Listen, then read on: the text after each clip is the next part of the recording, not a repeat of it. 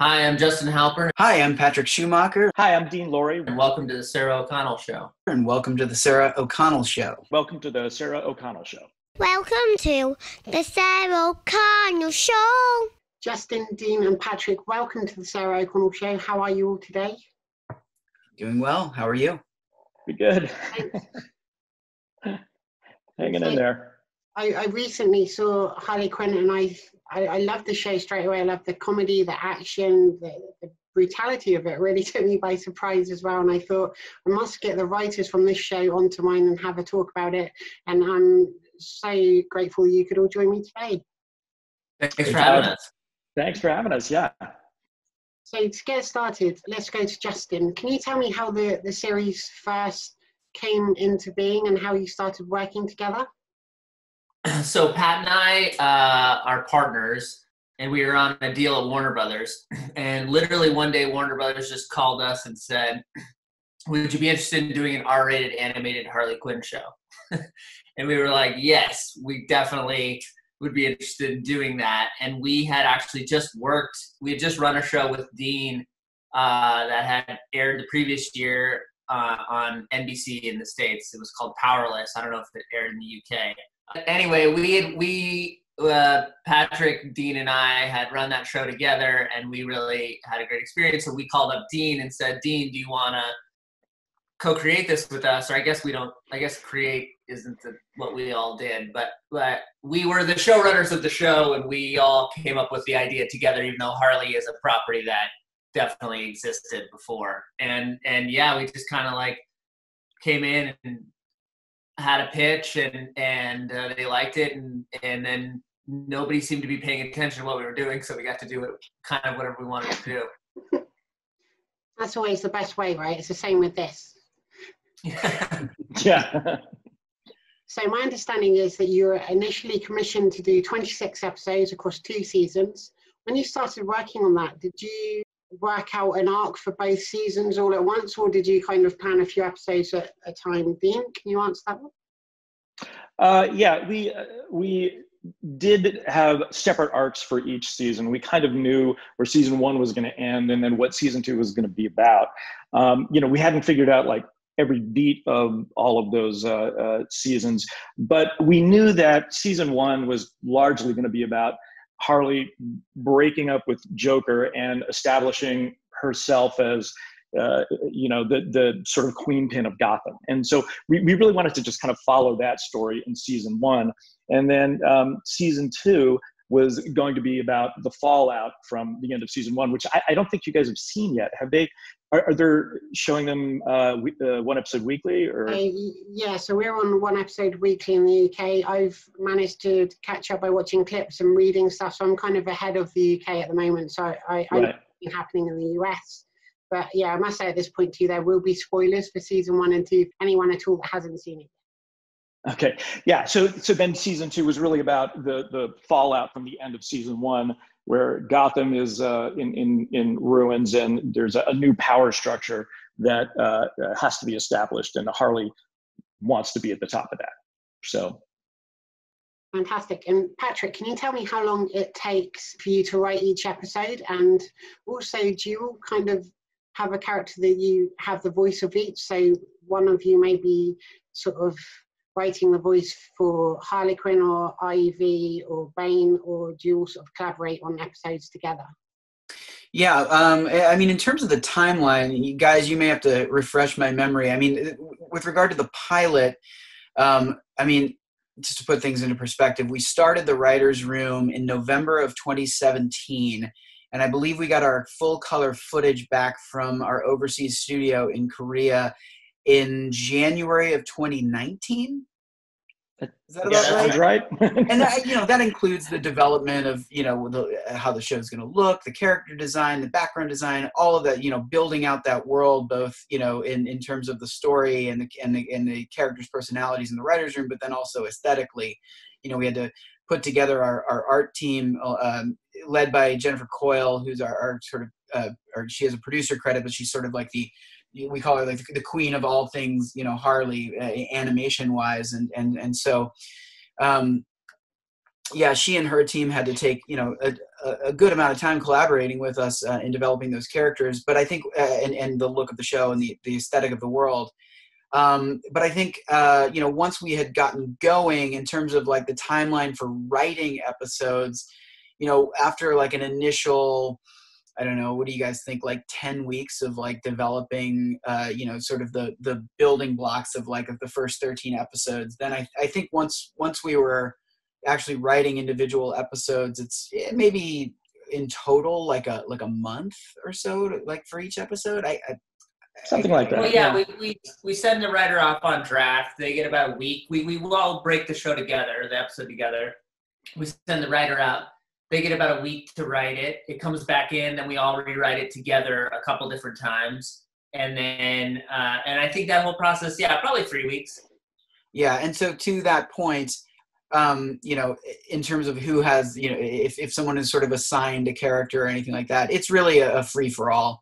At any given moment, we had 10 writers on staff, including ourselves. And so, and like Justin was saying, we do a lot of group rewriting and all of that. So everyone has an opportunity to put their stamp on it. Every episode has a credited writer.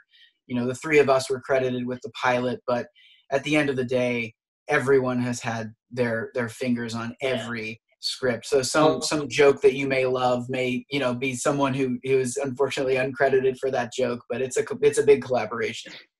I will say that I do feel like I agree with everything Pat says, except I do think that Bane spoke to Dean in a way that maybe didn't speak to anybody else on the show. I loved Bane. Like from the outset, I loved Bane, and he and Commissioner Gordon too. But again, everybody writes all of it. But yeah, I just I felt Bane. We would like come in. We would come in, and sometimes Pat and I wouldn't be in the room, and Dean would be by himself in the room with the other writers. And then we'd come in and we'd see like Dean had written like a 6-page scene with Bane. We're like, "This is very long, Dean. This is a very long." It was so funny to me. I remember writing. We ended up writing a tag for, I can't remember what episode it was, but it was the very final scene of an episode where we reveal. 10. Yeah, it was Bensonhurst. It was the episode 10. Yeah, you're talking with Joshua. Right. Yeah, the Joshua scene, which took place in the Legion of Doom, and it was just Bane and Joshua, who's the kid in episode 2, and it just like my first pass through that scene was what Justin was talking about. It was probably 6 pages long, and it was just because I just couldn't get enough of Bane. And they were always kind of begging us to cut Bane down, but because it was a little Bane heavy at times. But anyway. Speaking of Bane, I must ask, which genius came up with the idea of giving him the exact same voice as in Dark Knight Rises? I kind of think we all. I don't remember. That was unanimous, I think. Yeah. Everyone on the staff, And then James Adomian just like took it and ran with it. Oh, he was brilliant, and because it was just a funny idea to us that like nobody really can understand Bane, because none of us could really understand him in Dark Knight Rises, and so it just seemed like a funny take on him, So I laughed so much the first time I heard him talk, because when I first saw the trailer for the movie Dark Knight Rises, I almost thought like it was temporary voiceover or something, or there was something wrong with my speakers. And then I was like, wow, they did this for the entire movie, okay. But now, I must say, it's one of my favorite parts of the show, every time, just when he talks. And I was thinking I'd love him to read audiobooks. Oh, as Bane? Yeah. It'd be great. It was the best of times. It was the worst of times. And James Adomian is hilarious. And we would always record the scripts as written. And then with the actors who enjoy doing some improv, then, we'd go back and sort of play and stuff like that. And James brought some really, really funny stuff to it too. Absolutely. And speaking of which other characters, and I'll ask this to each of you, starting with Justin, which characters do you love writing? I think, I love writing Harley a lot because I like the sort of emotional journey we took her on. But I feel like if I'm looking at like a specific character, I genuinely really like writing Kite Man and Ivy. Those like scenes together. And any Ivy and Kite Man stuff, or Ivy even by herself. I mean, Lake is such a good performer. It's fun. It's just fun to write for great performers, and both those two, Matt Oberg, who does Kite Man, and Lake Bell, who does Ivy, I think are probably two of my favorites. But I really loved writing for all of them. And Patrick? Well, there's definitely some crossover here. I mean, I think I relate to Ivy the most of any of the characters. You know, there are many days where I just feel like being away from human contact. So that I love Ivy. I like, we always, when we pitched the show, this sort of shorthand that we used for Harley and Ivy's relationship was the dynamic between Ferris Bueller and Cameron Fry in Ferris Bueller's Day Off, and Cameron being sort of the a bit of a wet blanket and voice of reason, kind of the cynic, and I relate to that. And I also I had such a great time writing Commissioner Gordon. Chris Maloney voices him. He's a character. Maloney is an actor who does Unhinged quite well. We've worked with him in the live action space as well, and I just love being able to do. It's very liberating being able to do that interpretation of the character that DC was very gracious to let us run with. But we always just felt that, you know, if you are the sort of top guy in the police precinct of the world's most dangerous city, it's going to damage your psyche. And the shorthand with that was we were always like, oh, well, every day of his life is David Fincher's 7, and that would just destroy someone. So, yeah, I've had a lot of people respond to that character as well, just saying, like, this is oddly, as funny as he is, this feels like the most realistic depiction of someone in that position. And also his just sort of bromance with Batman and his desperation to get Batman to sort of look at him as an equal or as a friend is really endearing to me. So probably those two. And Dean?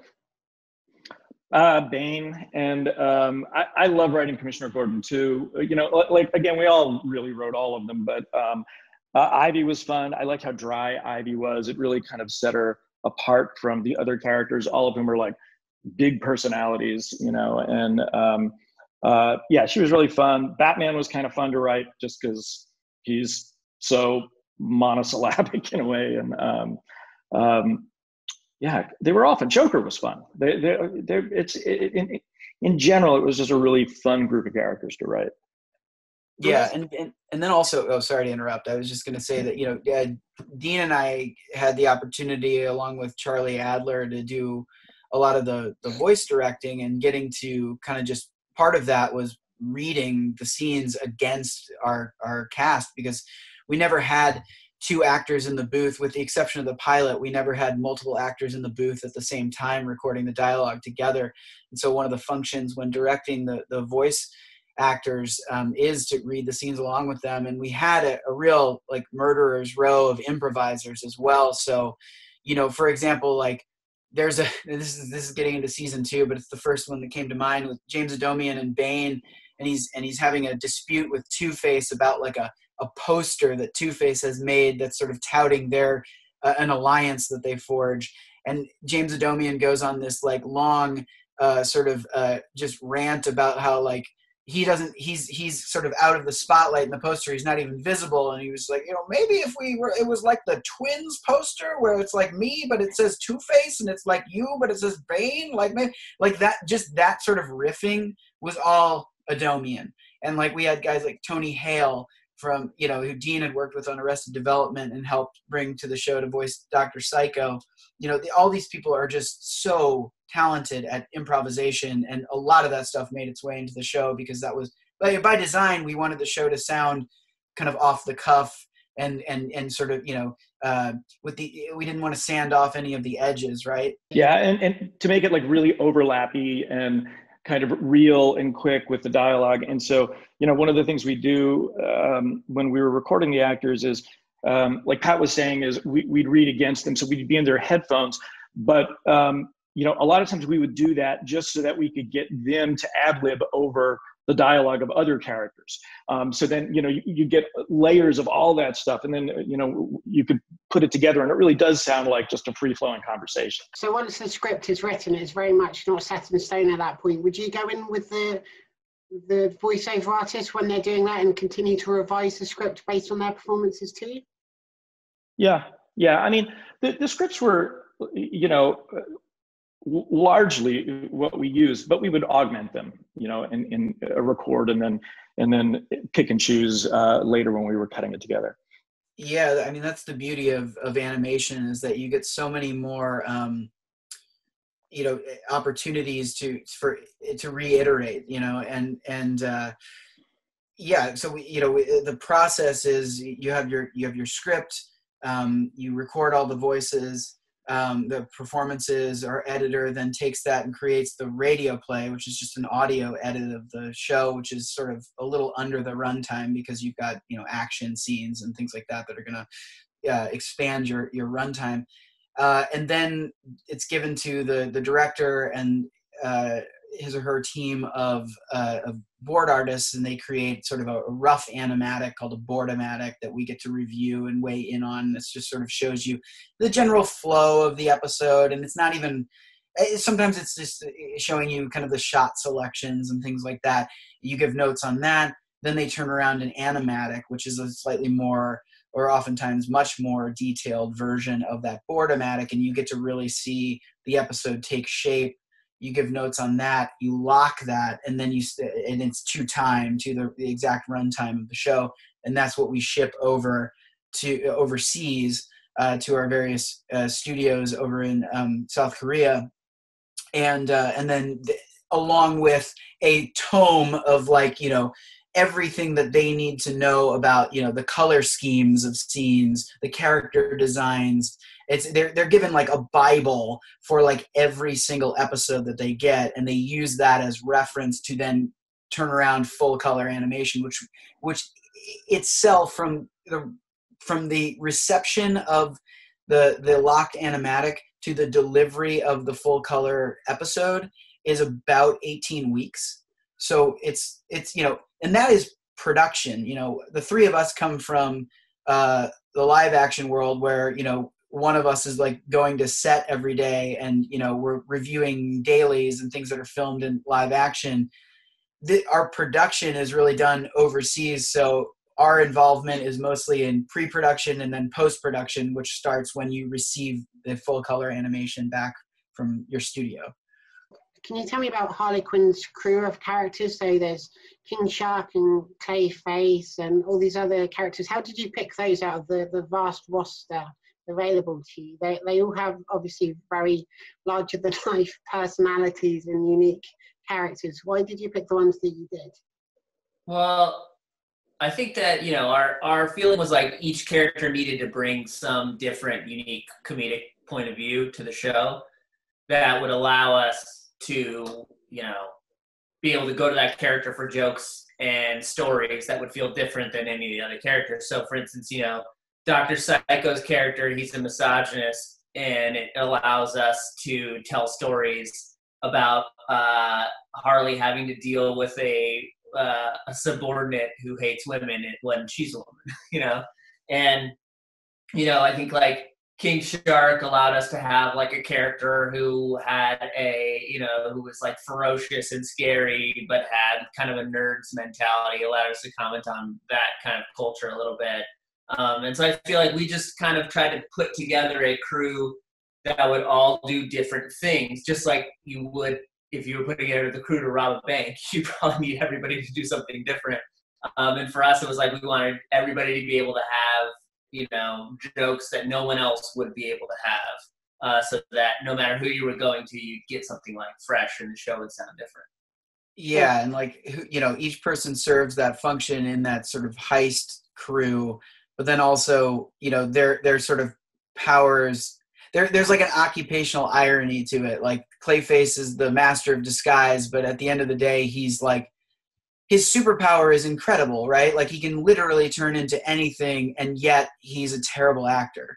So like, if he just kept his mouth shut, he would be able to convince anyone, at least aesthetically, I am who you think I am. But he opens his mouth and like kind of blows it every time because he's just kind of a bad actor. So every character kind of had that I think occupational irony attached to them as well, which was just like a vehicle for the comedy. And Dean, can you tell me about when you were writing the characters to start with, did you have any particular voice actors in mind, or how did that process come about with the casting? Well, in some cases, yeah. Ron Funches was always King Shark. In our minds, we kind of wrote it for him. We knew him, so we had him in mind from the start. Alan Tudyk, who plays Joker and Clayface. We have all of us worked with him. We loved him. He's brilliant. We were always sort of thinking of him for those roles. Kaley Cuoco was cast early on. She was suggested to us by the network in the studio, and she turned out to be fantastic and really like made that part her own. And Lake Bell, I don't know that there was ever anybody else that we were seriously considering for Ivy. Lake Bell was just perfect. She just out of the gate was just perfect in that role. And then Tony Hale, I knew Tony from Arrested, and so he was early on kind of a favorite for Dr. Psycho. And then there were other people that kind of we didn't expect to get, like Jason Alexander, who plays Cy Borgman. I had no idea that he would even consider doing something like that. He was great. And there were other sort of like off the cuff, like Giancarlo Esposito, who plays Lex Luthor. He was another guy that we had all loved from Breaking Bad and just thought he was brilliant and did not think we could get him.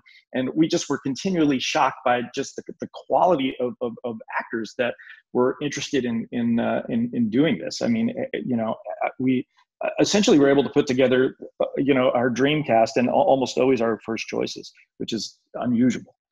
Yeah, it felt like I'm missing somebody, I'm sure. Oh yeah, no.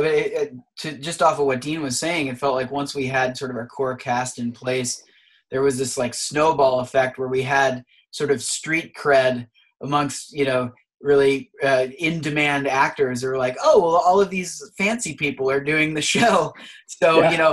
Alfred Molina's like, yeah, maybe I'll come in and be Mr. Freeze for a couple of episodes. So that was, incredible. We got very, very fortunate. Amazing. And so in the series, recognizable DC characters such as Superman, Aquaman, Flash, Wonder Woman all pop up. Justin, can you tell me how much access you had to those characters and any limitations that were put on them in regards to what they can and can't do or say? I think DC was so supportive of the show. There was a couple times, I think part of it was because we were using the villains, and villains are, assholes basically. And so we could kind of take it as far as we wanted to go with them. They were like a little bit more protective of their heroes. But even still, they like let us, with Gordon, like it was a conversation to get Commissioner Gordon to that place, but they listened, they supported it.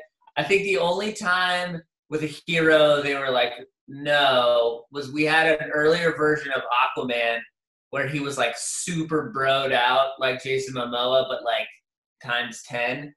And they were like, this feels like Aquaman's too dumb. And that was the only time, but they really were just like, yeah, you can use whoever. I mean, we could use whoever we wanted. We generally had a comedic take on them. And if it was in the kind of anywhere in the realm of that character, it was okay. And I mean, even like our version of King Shark is like 180 degrees different from any other version of King Shark. And they were still like, yeah, great, do it. I think initially they weren't really paying a ton of attention to the show. And so we kind of, because it was just this little animated thing. And so we really kind of had free reign for the most part. And it was amazing they allowed it. We really got to make the show that we wanted to make. Do you have any limitations on how many swear words you can have in each or how gory and violent it can get? I was actually just about to bring this up off of what Dean was saying, because initially it was like the wild, wild west with regards to broadcast standards and practices, or the lack thereof. And I remember it was the second episode, the Joshua Cobblepot's bar mitzvah episode, in which that was, can we say the F word on this show? Pay for it. It's fine? Okay. That was when they instituted what we call the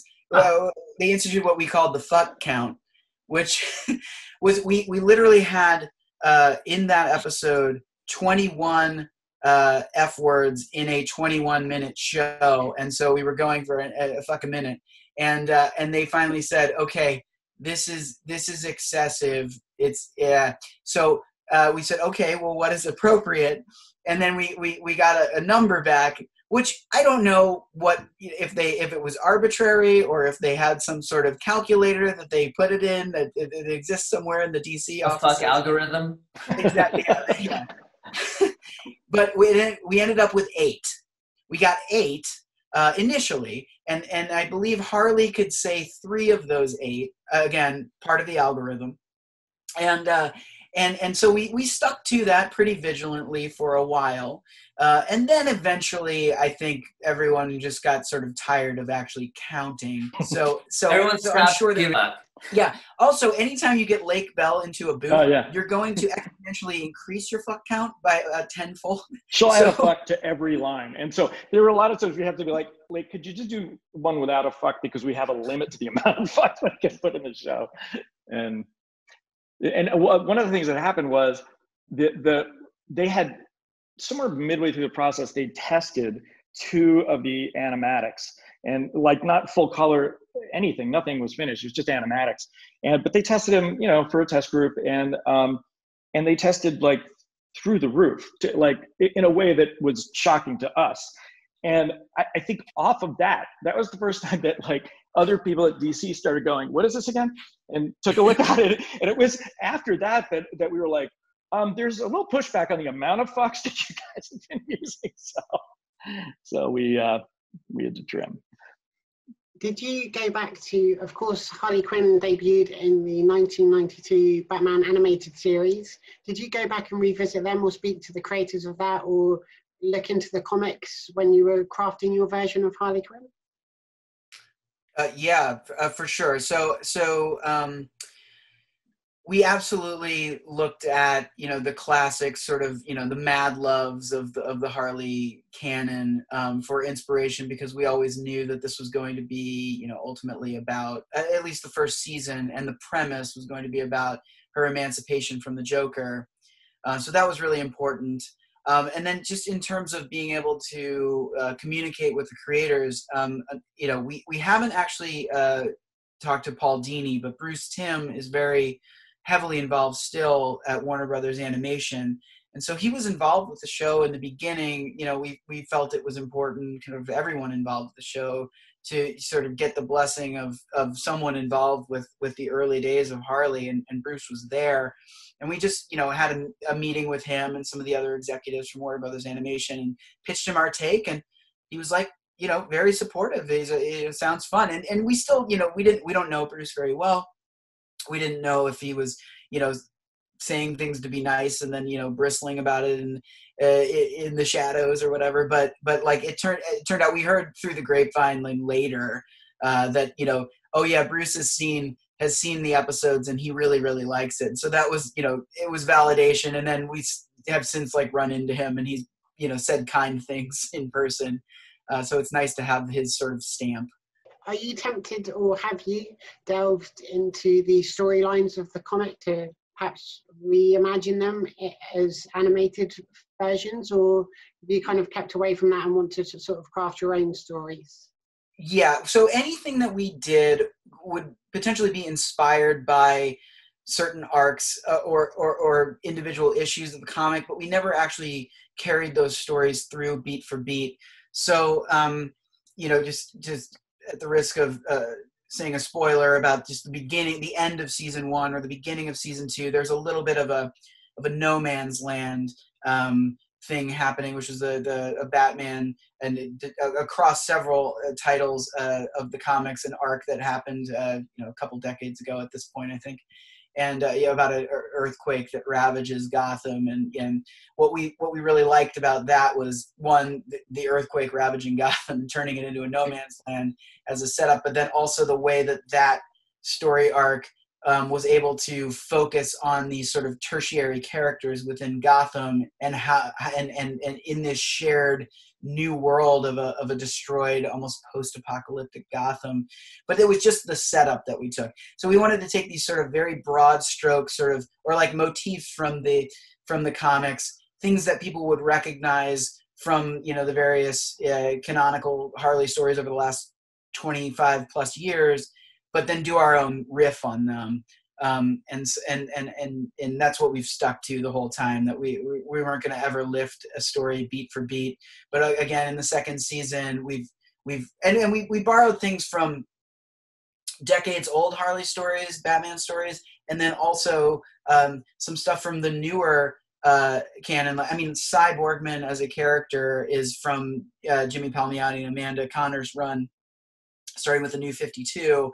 But then also in the second season, Harley goes to Apocalypse and is confronted with Darkseid, and we see her in this Apocalyptan armor, which is taken directly, just that visual and just the notion that she's been to Apocalypse has been taken from Sam Humphries and John Tim's recent run on Harley as part of the Rebirth run. So yeah, we're constantly flipping through the new material as well, seeing if there's interesting stuff that fits with what we want to do. But we don't let that stuff kind of dictate what we want to do with the story. But if there's something we feel is a nice Easter egg, we'll bring it into the show for sure. One thing I love is that because the episodes aren't standalone, like something like The Simpsons, where something that happens in one episode that never affects another one, and it's always kind of reset. Because you have that story arc, one thing I love in episode 9 of season 1 is there's that great callback to the very first scene of the pilot episode where Harley and Joker are on a boat, and then Joker goes to abandon Harley the second time to evade Batman. And it's nice that you can do stuff like that.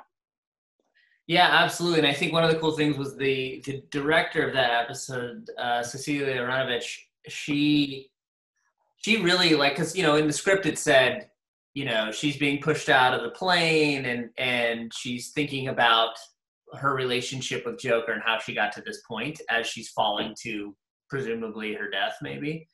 And then the animator took that and just built it out, and she used all of these moments through the series to do it. And so we had written this small thing that we were hoping had some emotional impact, and then she took what we wrote and she built it into this thing that was so much better than what we had written. It was like this, but she used all these moments from the series. So I think it was the first. Dean, I know you've worked on serialized shows before, but it was the first one that Pat and I had ever done. And just in terms of that moment when Harley fell out of the plane, Cecilia had her draw herself into kind of a fetal position as she was falling, and it was such a touching idea, and that came from her. I mean, it was the animators and Jen Coyle and everybody added so much to it, and as it went through the process. Harley Quinn is such an interesting character too, because while she's now aspiring to be this supervillain and take over Gotham, she's still connected very much to her past, her parents. Every time she's in peril, she kind of talks to her former self, who was a psychiatrist, and gives herself advice. Would you say that her intelligence is perhaps her superpower? It's the thing how she can battle against people with magical powers and super strength and win against them? I think that at times her intelligence is definitely her superpower, and the specific instances that you referenced where Harleen is coming through and is able to sort of logic out problems that Harley is having, I think that latent part of her is always there when she does get into a real pickle. For me, her superpower is almost that she's a human version of Daffy Duck, where she's just so unstoppably optimistic, and that superpower is that she does have this innate sort of impetuous nature that she herself is aware of, that is kind of a double-edged sword. It's the thing that makes her great, and this ability to like just jump into anything wholeheartedly. It can also be her Achilles heel at times, and can cause rifts between, as you'll see in the first season, Harley's impetuous nature does start to push Ivy away, or like her love for Ivy is always there, and yet she doesn't always. Her actions sometimes belie her deep love for her friend, where she will allow herself to get into situations that disappoint her friend or let her friend down. And so, yeah, the thing that kind of makes her great is also the thing that can be a drawback to her from other people's perspective. And I think that's what's interesting to me about the character, is that she sort of has multiple dualities in that regard, where she is that like whip smart psychologist, but also on the other hand, she presents herself at times as kind of naive, and that's another duality that makes her interesting. So she is a character of contradictions, and I think I think that's why she appeals to a lot of people. Absolutely. So I think she's also quite chaotic and impulsive, which is where she can sometimes get into trouble. Yeah, absolutely. And she's fun to write because she always acts like she just does things. And so she's exciting in that way. She's never going to not do something. I love too that when she breaks up with the Joker, Harley decides to get her own arch nemesis and goes after Batman. And then when she's waiting for him, Batman just sends Robin instead. I found that so funny.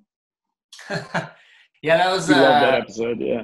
Oscar nominee Jacob Tremblay voicing Damian Wayne. Yeah, we loved that episode. It was a really, really fun episode for us, and it has so much in it. I mean, we have Superman in that. I think that's Superman's introduction in the series in that episode, and then we have that like all-out war at the talk show.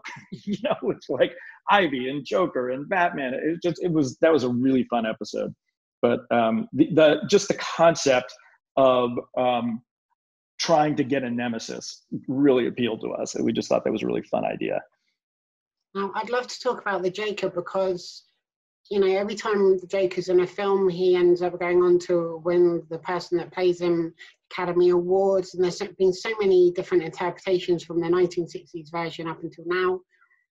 This version in the animated series seems incredibly brutal, especially in the season 1 finale. So would you say that you've pushed him further than the Joker's ever been? Well, I think that our take on the Joker was that he is a petulant man-child. He pretends like he doesn't give a shit what anybody thinks, but he probably cares more than anyone else about what he thinks. And our take on him always was just like, he is that like shitty guy in your office who takes credit for other people's ideas, who has super thin skin, who, if he doesn't get his way, has a total explosion and has like no ability to. I think the perfect moment for me of the Joker is in our finale of season 1 when he knows Harley's coming up to basically like make a deal with him, and he pretends like he's reading Infinite Jest when she walks up, as if it was just like something he does. And it was just this idea of like, even at a moment when he's taken over the entire city of Gotham, he's in control, he's vanquished every single foe, he still is so vain that he pretends like he's reading this like very dense book to impress Harley. It's like, that to me encapsulates what we were trying to do with the Joker. It's just like, what does a villain who is a shitty ex-boyfriend look like? Yeah, and even when Harley ascends through the ranks and becomes his equal, without giving away specific spoilers, like he's unable to admit that she has actually potentially like surpassed him in terms of her power rankings, within the villains of the Legion of Doom, and and he says, she's like, or he says, the students become a master. And she's like, I think it's the student has become the master. And then his response to that is like, I think the phrase is the student has become a master with equal power, but not more than the mastery than the original master. And he just like cannot admit that Harley might have leapfrogged him. Let's talk about Poison Ivy and Harley's relationship. How early on did you know that they would sort of grow together as they have more so in season 2? I think from Dean, what did you say from the start? From the start, yeah. I think we had always wanted to stay away from a romantic relationship between the two of them in season 1, really because we wanted to focus that season on Harley having to kind of like discover who she is on her own, because she'd just been in this, she'd been defined by her relationship with Joker, and so she hadn't been alone. And so we felt like season 1 was about her really just finding out who she is, and then season 2, and I think she is in love with Ivy. The two of them love each other, and they have a deep friendship, and then in season 2, we very intentionally then wanted to begin to explore their feelings for each other, but there's complications because Ivy's engaged to Kite Man, and she loves Kite Man, and so it's like it's complicated, and we play that out across season 2. But from the start, I think we had all always wanted to lay it out that way. It's difficult, isn't it? Because I didn't realize this until I started watching the show, but I really, really want a Kite Man movie now. Yeah, we all do. We love Kite Man. We're big fans of Kite Man. As you can see, we went all in on Kite Man. we got invested in Kite Man too.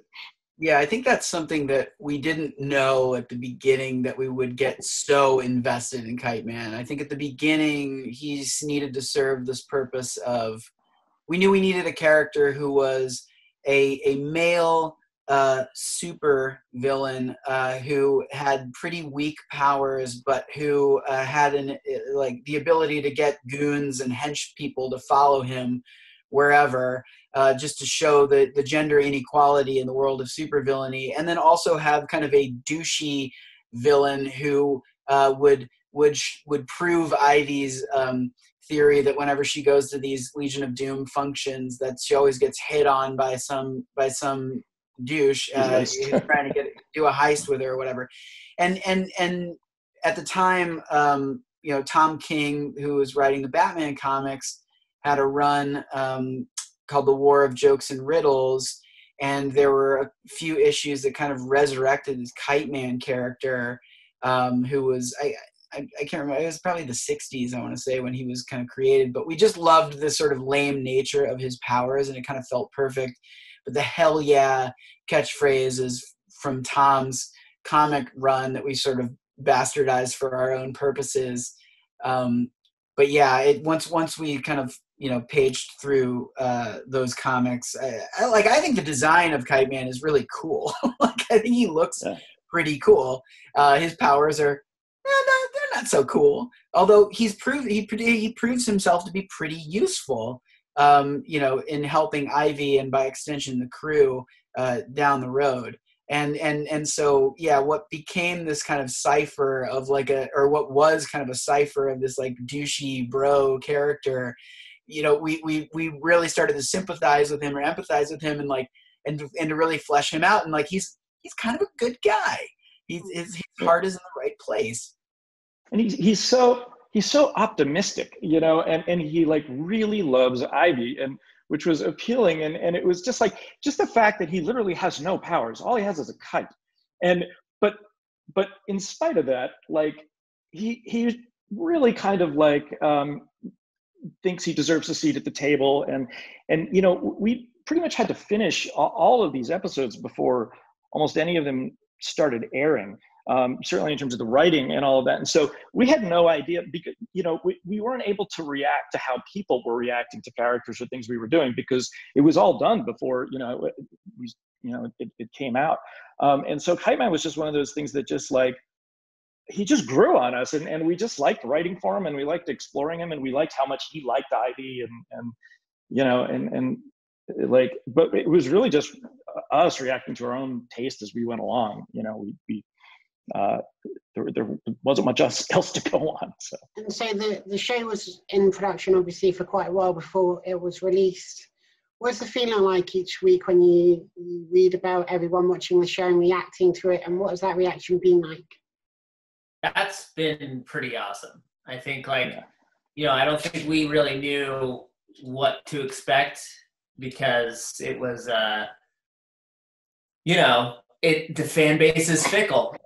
And we were nervous, and people just loved it. I mean, people really, really responded to it and had these they were picking up Pat puts in all the Easter eggs. He's the one who thinks about all the little things that toss in there. And the board artists put in a lot as well. Yeah, that's true. The board artists put in a ton as well. But they pick up all these things, and that's so cool. It's the first time I've ever worked on a show that the fan base is that engaged. And we really didn't know, what the response was going to be. We knew we loved it, but it's such a departure, and it's really different. It's R-rated, and it's a comedy, and I don't know, we just didn't know, were people going to hate that we took liberties with the characters in the way that we did? But we're very pleasantly surprised by how it turned out.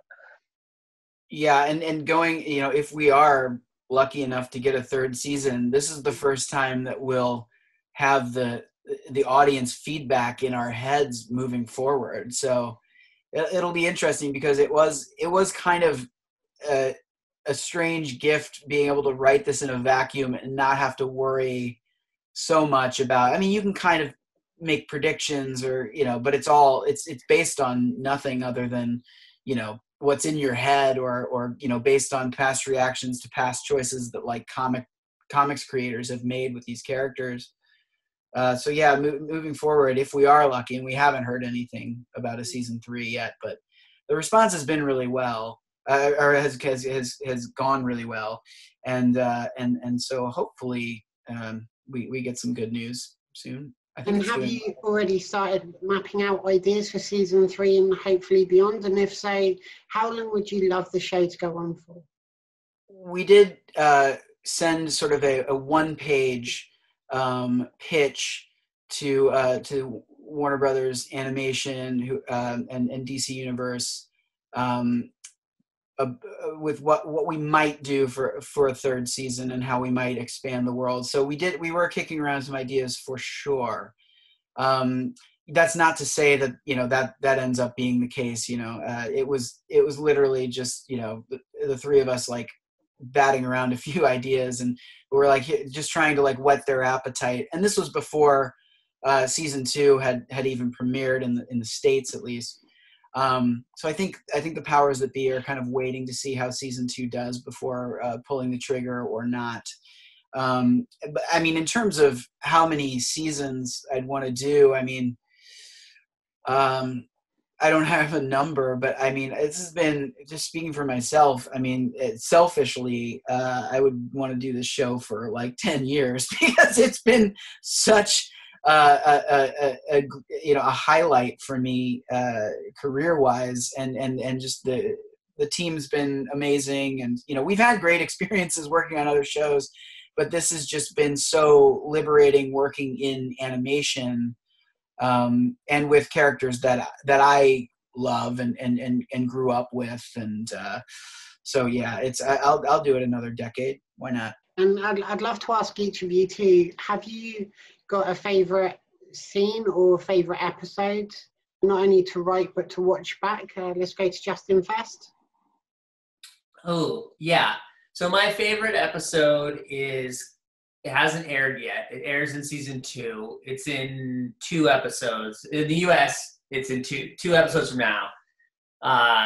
It's definitely my favorite episode.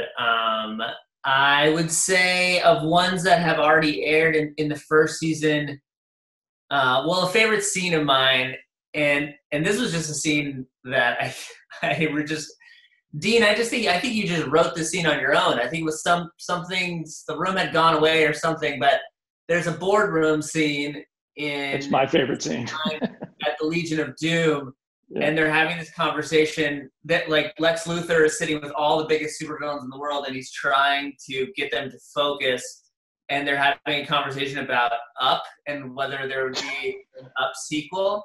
And it was just a scene Dean just wrote like after hours or something. But it was like perfect. I wish they would make another Up movie. Yeah, it was just like it's this perfect encapsulation of what I love about the show, which is that it's the moments that these people who are huge supervillains live in between blowing up Gotham Stadium and trying to kill Superman. Is like, yeah, maybe they really responded to Up and they would like to see another movie. And another one of them is like, it was good where it ended. Like, we can't do anymore. Just to have that conversation felt like exactly to me what the show is. Dean, would you say that's the same one for you then? I mean, in terms of scenes, that's probably my favorite scene.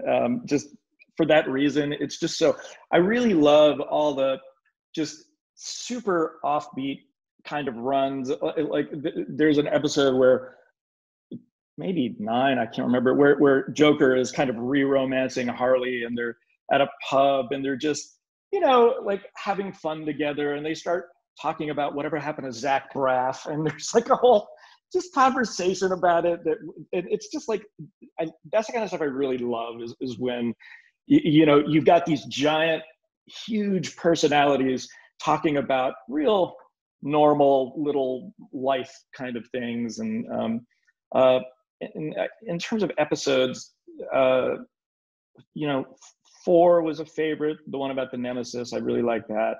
I like Bensonhurst a lot, when Harley goes home to her family. That's in season 1, and that one's great. Frankly, I mean, I really like all the episodes. Maybe I really like the flashback episode in season 2 when we learn about how Harley met Ivy and Joker for the first time. Jameson wrote that.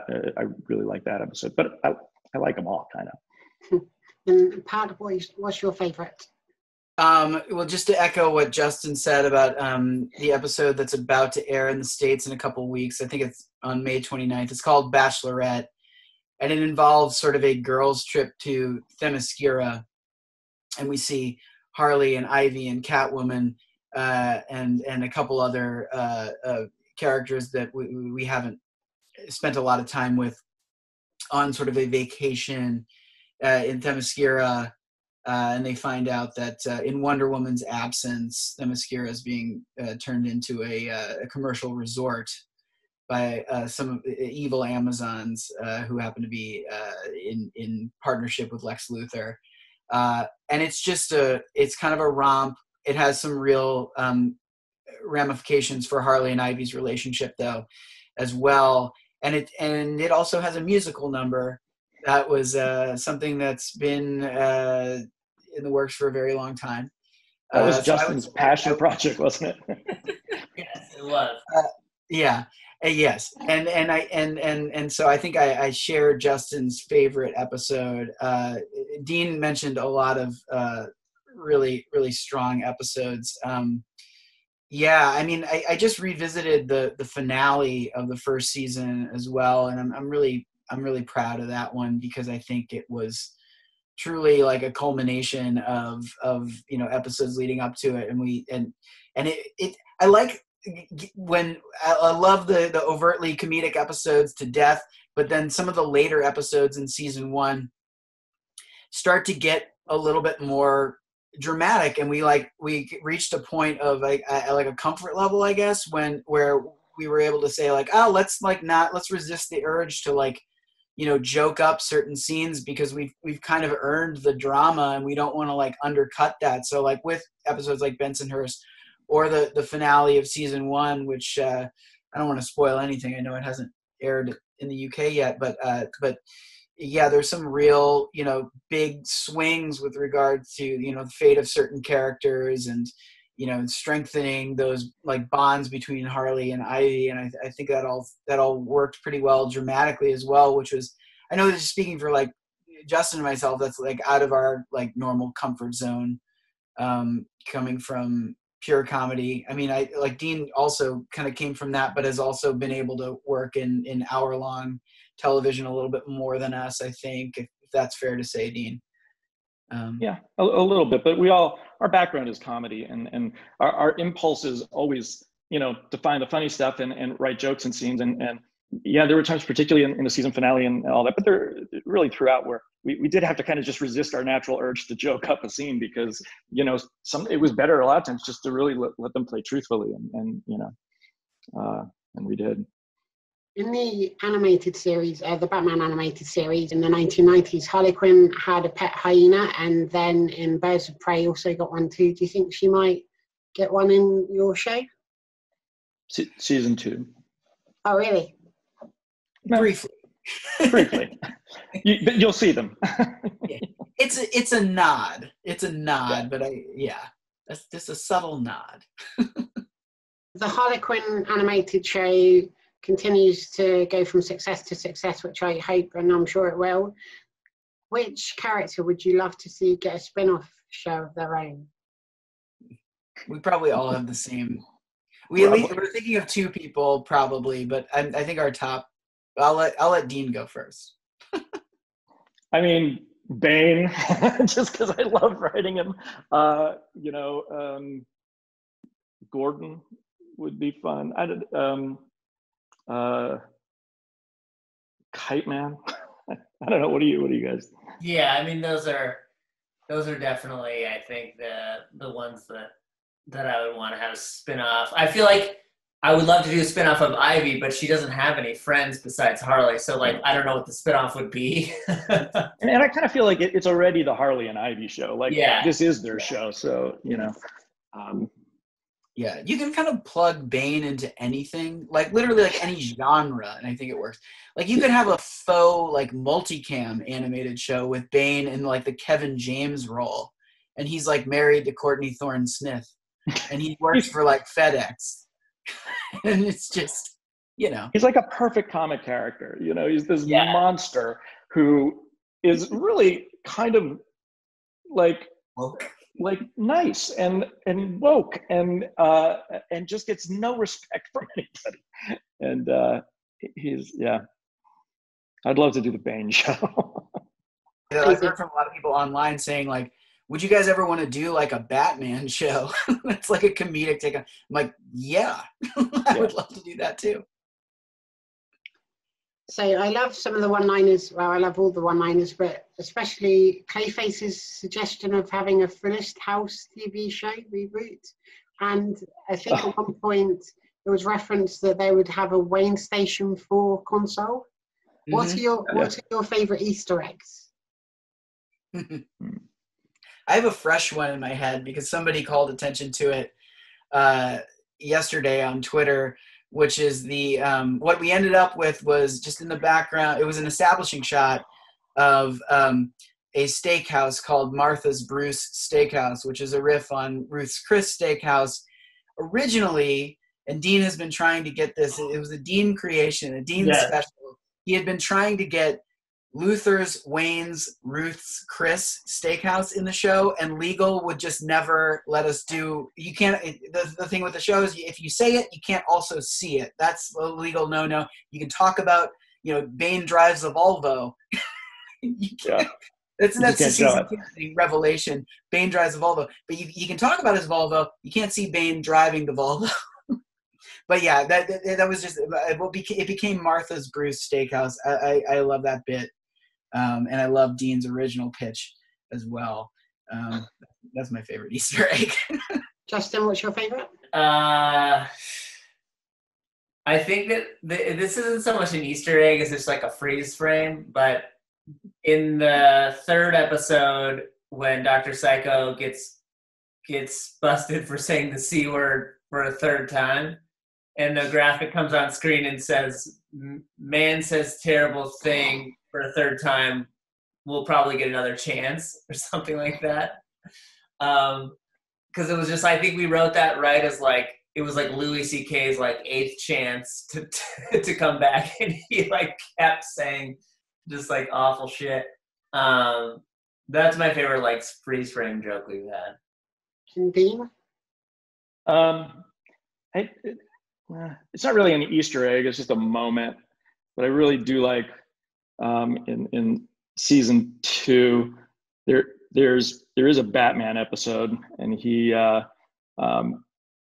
dealing with Batgirl, and she's on social media, and he just dislikes her video like subtly. Yeah, he see his hand and hover over. It's just like that Batman would care enough to. So that, I don't know. That's not really an Easter egg, but I like that moment, and I do like a lot of the chyrons on, like, you know, when we do news programs, and like Justin was referring to, and Pat wrote a lot of those, I know, and that kind of stuff is just really funny to me. I just love those little details that usually go by on, you just don't notice on first viewing usually, and you catch up to them later. There's also like happy accidents that happen a decent amount making a show like this, where you do get so many sort of swings of the bat, like in episode 4 with the Nemesis episode, when we sort of, you know, we have this big battle where we then cut out to all of the various characters that we've met in the show and in other episodes watching the melee on this talk show. And there's a moment where Kite Man is in Noonan's bar watching it, and you can hear the theme song for Tawny, which is just Tawny, and Kite Man is like, he's into it, and he mouths Tawny, and that came about by accident, because Matt Oberg, who voices Kite Man, wasn't actually recorded for that episode. Our editor put him in saying "Hell yeah," and then we were over budget for our cast that episode, and we couldn't actually afford to pay Matt Oberg for an episode that he didn't voice a character in, so we had to pull the hell yeah out of it, and then we were just going to have him like silently watching it. But as it turned out, after our composer wrote the Tawny theme, when we were watching the audio mix, I asked them to mute the hell yeah, and the lip flap on hell yeah perfectly aligned with Tawny, and it looked like Kite Man was singing along to the show. And I was like, oh my God, Jen Coyle, can you animate Kite Man kind of doing this like he's into the song, because it was static before. And so she did that, and that joke just came from it just landed in our laps because we turned off Kite Man saying hell yeah, and it serendipitously lined up with Tawny, and it's one of my favorite jokes in that episode. Now, one amazing thing about the DC universe is that there's so many different interpretations of all these much-loved characters. Have you all seen the Birds of Prey movie, and what did you think of it? Yeah, Justin and I saw it opening day we didn't get like a preview or anything. We were trying to get a hold of the script because we were just like, oh, I'm curious, like if there's any overlap. And we had to rely on the studio to tell us whether or not we were like stepping on anyone's toes or vice versa. Yeah, we enjoyed it. I think it's funny, the opening sequence was actually, the character design in that opening animated sequence was worked on by Shane Glines, who did our show's character design. He was a lead character designer on our show, and it's a different version. They kind of did slightly more I don't know what we call it, like caricature versions of the characters, but yeah, I enjoyed it. I mean, it's a very different take. I think Margot's take on the character is a lot more sort of unhinged and like I guess cartoonishly playful. Like when she shows up and to the GCPD precinct with the scarf over her head, the big sunglasses, and she's playing up this sort of like Norma Desmond character before she goes on a shooting spree inside the precinct.